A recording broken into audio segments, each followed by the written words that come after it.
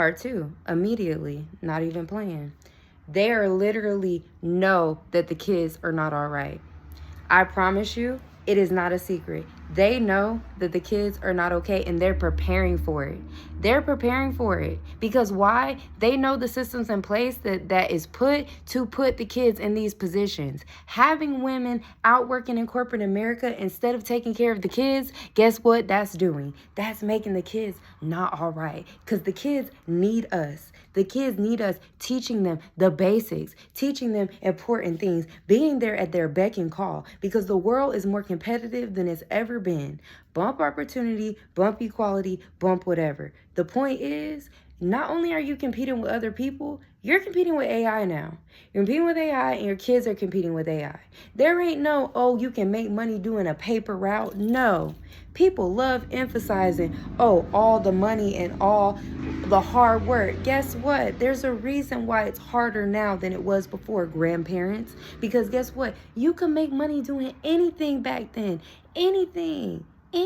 There were so many things you could make money doing. You could get a paper route and go make you some money. You could do whatever. There's none of that no more. There's none of that.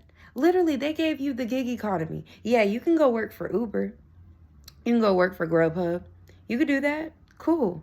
You doing a paper route and being able to save up and make money and pay for college, all that? No. Being able to get a house for $20,000? Like a friend of mine. Mother came here in, I think like the 70s or 80s, got a house for under 100K in Brentwood. That thing is worth millions now. Timing is everything. The time that this country has been built is over. It's done. We're built. There's no more building money. That's why a lot of smaller countries now, they're getting their time. They're getting their time because they're building. There's opportunity there. America is built, is washed, is done. It's done.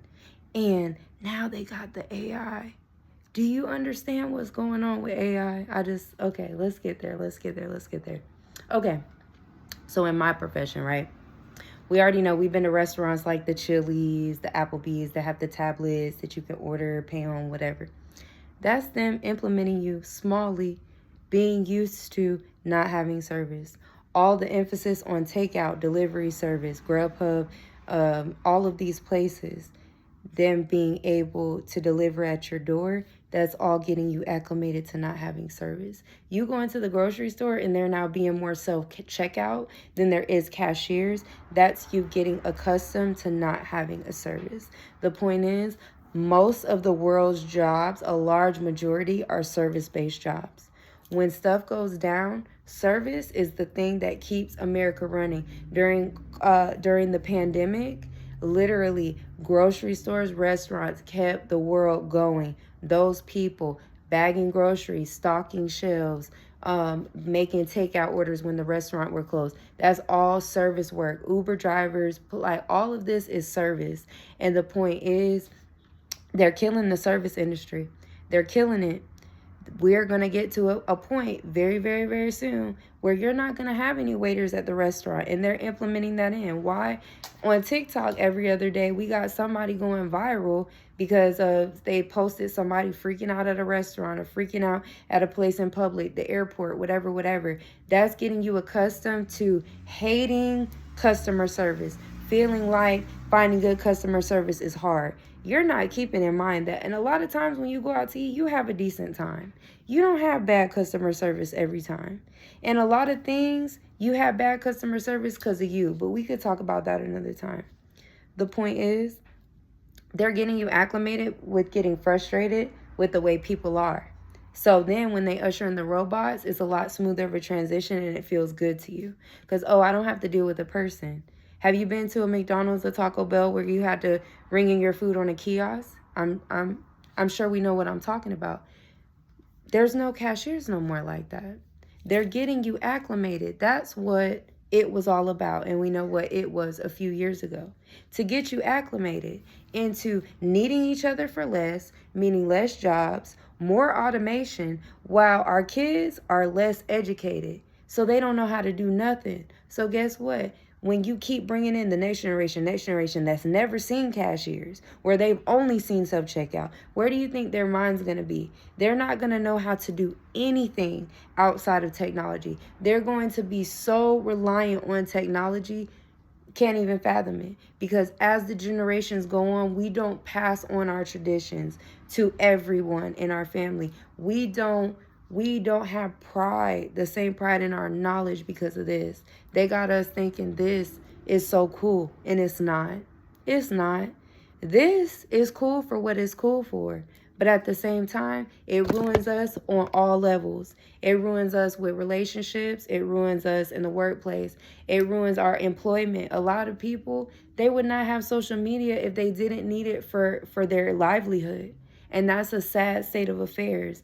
And people think that we're free. We're not free. Freedom is all about what's in here. And a lot of us, we're not even giving our kids a chance because we're not even teaching them how to have basic conversations, because we'd rather be vain and sit up in the workplace, get our ego fed about our education, about what we have going on, what we can dress like at work, the attention that we could get. All of that vanity, because we don't care about the kids. We don't care about them like that. And the few people who are caring, which are these hardworking teachers that are working and dealing with your kids every day, so despite being very underpaid, very unappreciated, very everything, they're still getting up and doing the work and making sure that your kids have a place to go while you go to work and get a little bit of knowledge. And a lot of times the kids are disrespectful. They're throwing things. They're being nasty. They don't know how to communicate. And a lot of them are just dead inside. And it's just funny, the popularization of the culture of being okay with kids being dead inside. Our kids are dead inside. I see it all in their eyes. Some of them, they don't even know how to smile. They don't understand. Like, we are literally ruining the kids from the inside out. And it's going to become more and more prevalent as AI continues to advance, because you're not going to know the difference between what's real and not, and you're going to have way less interactions with humans. I'll give you an example right now. I don't know if y'all seen it. If you're looking for apartments or houses or anything, they're coming for the realtor's gig. They're coming for their gig.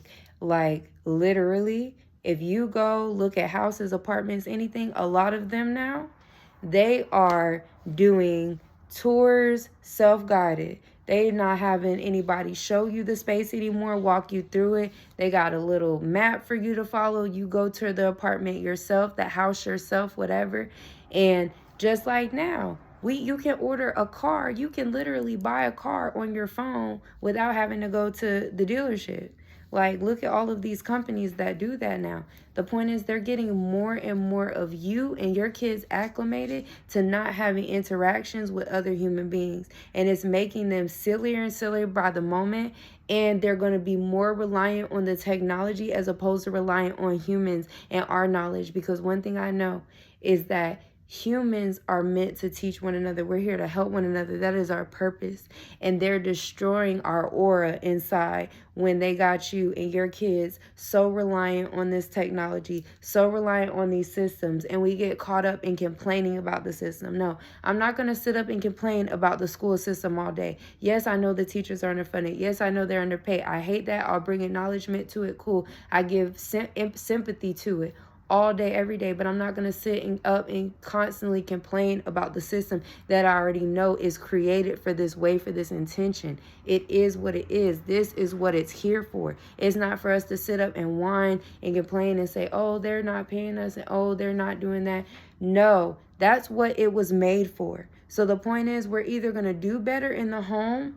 Put your corporate job to the side. Put your vanity, your ego. You want to work. You want to feel good at work. You want to have fun. You don't want to be home stuck with your kid. You don't. A lot of you don't even want to be with your kids like that. Y'all don't want to be moms like that.